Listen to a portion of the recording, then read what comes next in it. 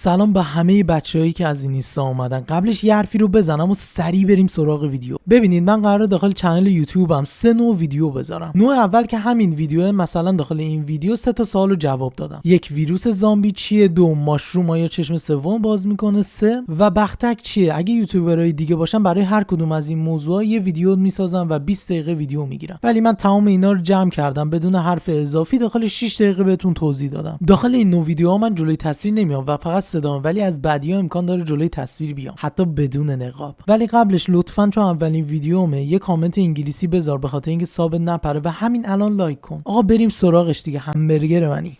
یکی از موضوعاتی که خیلی ازم پرسیده بودی سر قضیه ویروس زامبی بود. حالا یکم صحبت می‌کنیم، مثلا درباره زامبی نیست، الان بهتون میگم. از وقتی زمین در حال گرم شدنه، خب یخ‌های قطب شمال هم آب شده دیگه. بخشای زیادی از لایه‌اش آب شده. یه لایه‌ای داره به نام خاک همیشه یخ‌زده که این بیشتر از 10,000 سال مثلا یخ زده، نه چیزی ازش بیرون اومده نه چیزی واردش شده. داخل همون خاک همیشه یخ‌زده که 1/5 فکر کنم قطب شمال هم در بر میگیره، یک ویروسایی وجود داره که برای ده ها هزار سال قبله و ما هیچی دربارش نمیدونیم. همین موضوع خب خیلی خطرناکش کرده، به خاطر اینکه ما داریم وارد نبردی میشیم که هیچی ازش نمیدونیم و این ویروس ربطی به زامبی و اینا نداره که مثلا مردم یه دفعه زامبی شن. نه بابا، این ویروس به خاطر اینکه ده ها هزار سال خب زنده مونده زیر اون خاکای یخزده بهش میگن ویروس زامبی. دکتر کیمبرلی ماینر، نمیدونم اسمشو درست گفتم یا نه، یه دانشمند آب و هوا داخل آزمایشگاه ناسا هم کار میکنه، گفته که اینکه خاک خطرناکه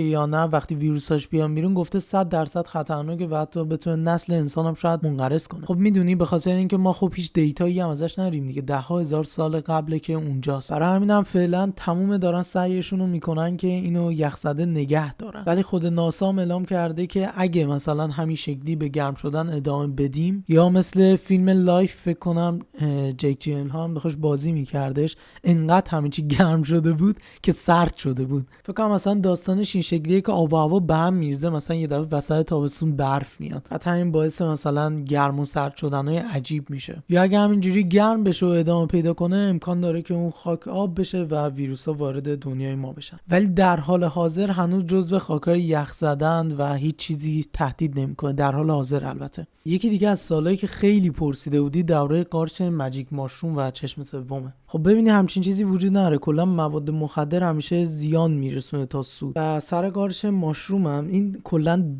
دهه 60 1960 خیلی دیگه فراگیر شده و همه هم استفاده میکردن و کلا این خرافات خیلی کنارش بود. دلیلش هم این بودش که اون موقع خب جنبش هیپیا خیلی محبوب شده بود و میگفتن که شما وقتی این قارچا رو بخوری روحت از بدن جدا میشه، نمیدونم متصل میشه به یک روح بالاتر و اینا، که بعدها مشخص شد کلا چرت و پرت اینا، فقط باعث توهم میشه، که اینم ثابت شده که آقا فقط باعث توهم میشه، یعنی شما هیچ اتفاق ماورایی یا خاصی براتون نمیفته. و همین قارچ ماشروم یکی از سخت ترین ترک کردن‌ها رو داره. شاید باورتون نشه داخل جشنواره‌های هیپی به مردم قارچ ماشروم میدادن و موسیقی رو زیاد میکردن تا مثلا لذت ببرن، یه جای سوء استفاده میکردن و خیلی هم این موضوع کشته داده، به خاطر اینکه خیلی سخته پیدا کردن تفاوت بین قارچ سمی و قارچ ماشروم. حالا من عوارضش رو نوشتم الان براتون میخونم. یکی از توهمات مثلا غیر قابل پیش بینی داره. سال 1970 همون موقع یه خانم سر همین قضیه توهم کل خانواده و بچه‌هاشو سر برید. دیگه تغییرات خلق و خو داره، روانپریشی داره، ادراک تغییر یافته داره، اضطراب، بیخوابی، توهمات بینایی و شنوایی و کلی چیز دیگه.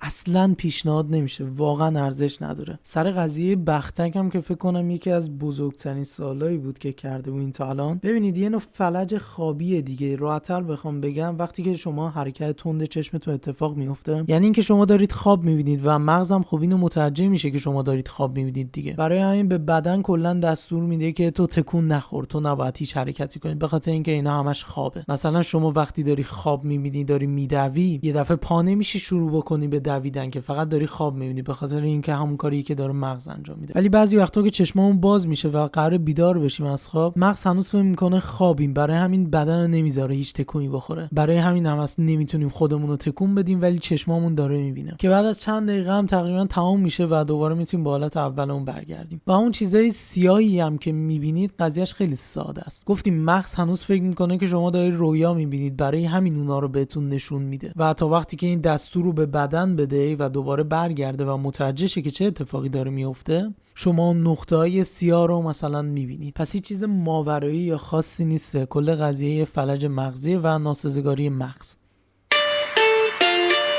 Look, if you had one shot or one opportunity